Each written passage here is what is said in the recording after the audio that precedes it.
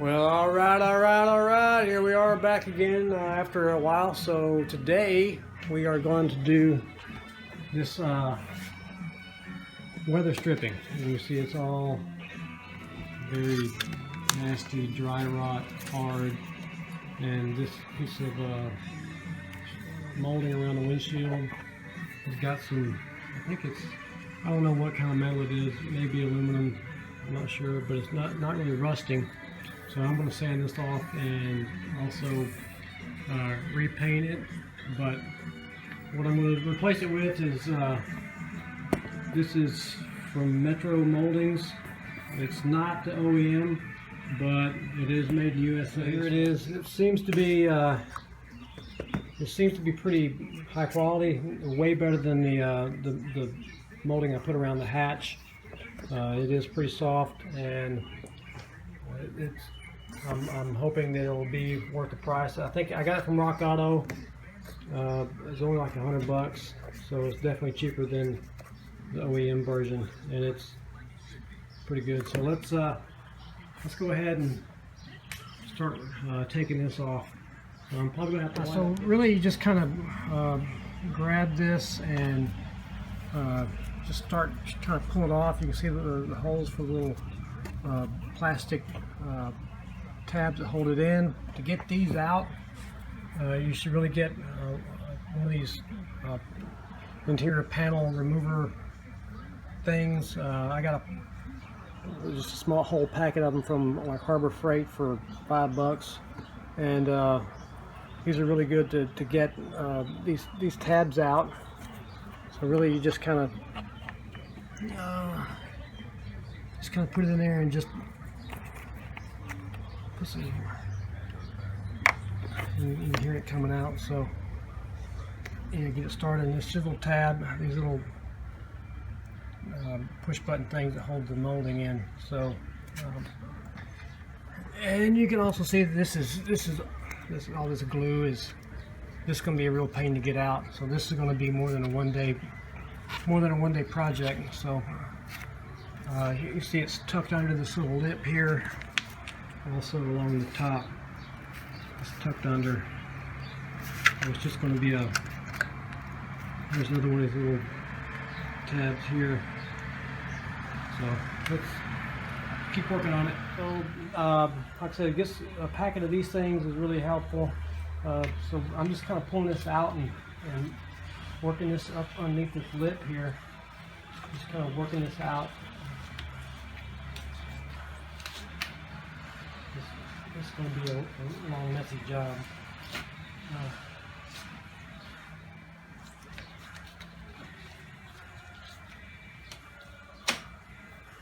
So that's coming out, but this is going to have to require a lot more work and time. So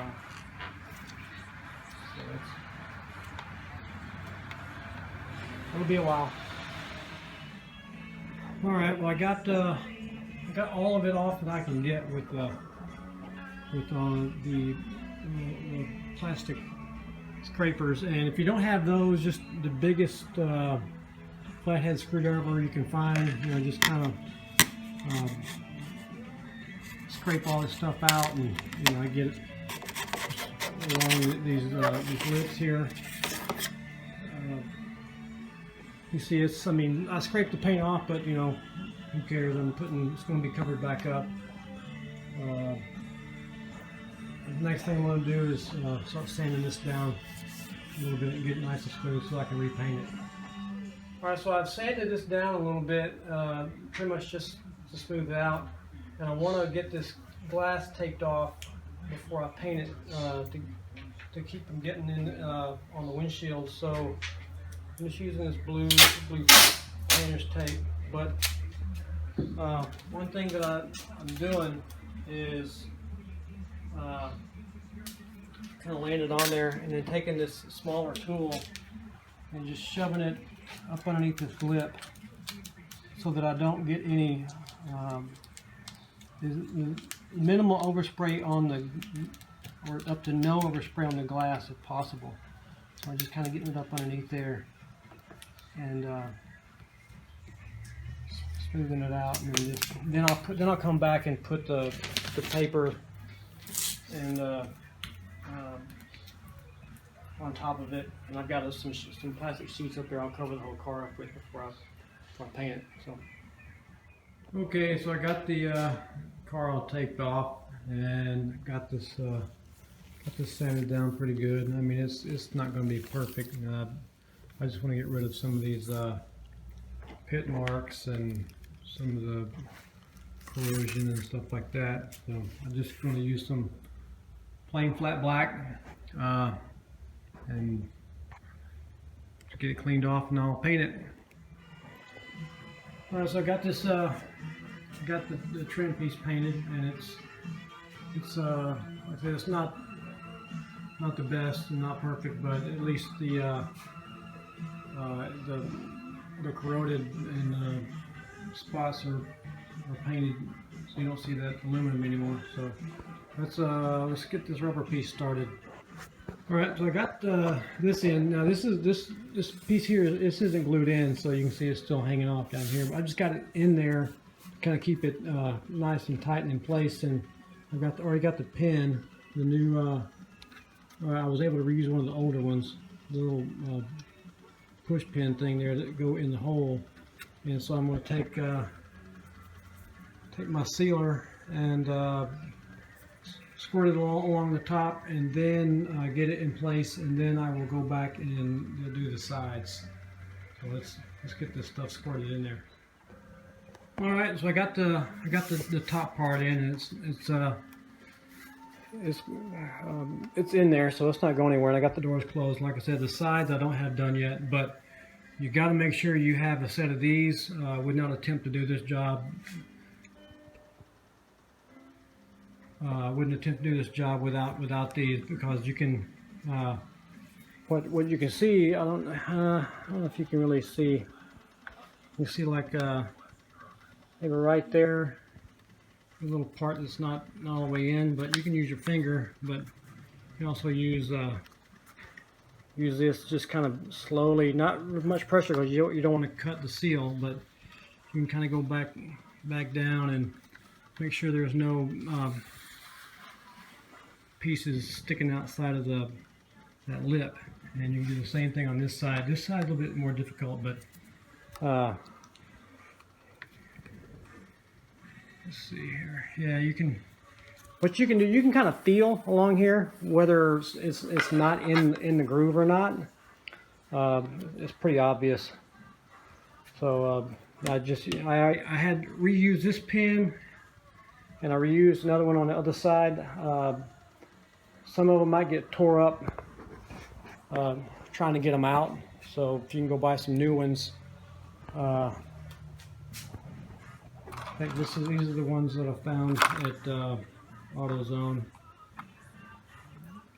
I'll go back and get some more, but it's coming along and should be done shortly.